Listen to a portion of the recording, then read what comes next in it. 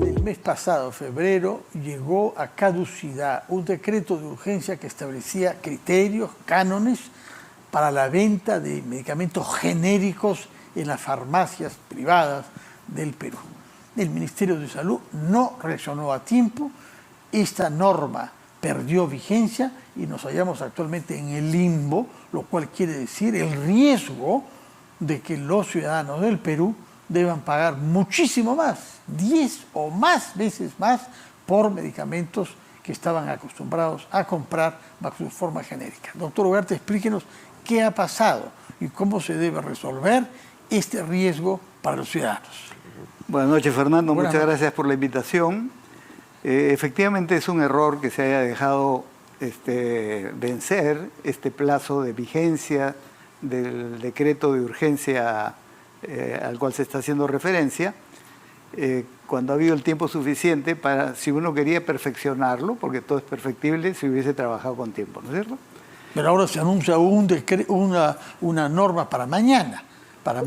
Okay.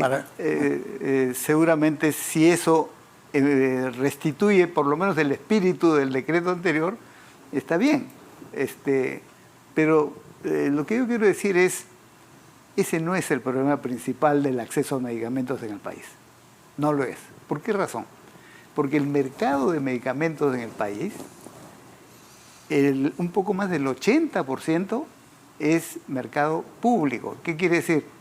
Que es el espacio donde se distribuyen los medicamentos que proporciona el Ministerio de Salud, los gobiernos regionales, E-Salud, la sanidad y las Fuerzas Armadas. O sea, en cantidad de productos, el sector público tiene un poco más del 80% del mercado. ¿Y eso dónde se da? En los hospitales públicos de salud, etc. Pero las farmacias privadas, que sean aisladas o de cadenas, abundan en todas partes de nuestro país y uno ve colas. Sin duda. No nos vamos a comprar a las farmacias porque quedan cerca de nuestras casas, esperando que el precio sea el de genérico. Sin duda, y por eso esa norma era adecuada.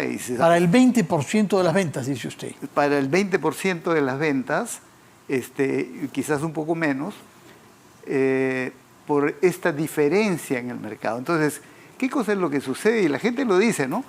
Que va, cuando tiene la receta que le dieron en el hospital público, cualquiera que fuere, y no encuentra el medicamento, entonces va a la farmacia privada.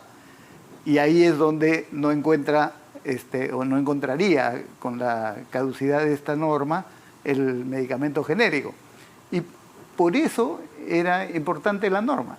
Pero más importante es que todos los que se atienden en los hospitales públicos... Hay medicamentos en la farmacia de los hospitales. Exactamente. No solamente los que se atienden, sino todos los asegurados, aunque no los atendamos. Tendríamos derecho a ir a la farmacia. Y sin duda, y la norma, una de las cosas que tenía de positivo es que establece que la gente que no se ha atendido en el sector público pueda ir a comprar ahora, en la farmacia sin pública. duda usted está señalando algo central, acá hay una eficiencia del Estado y sus servicios de salud directos.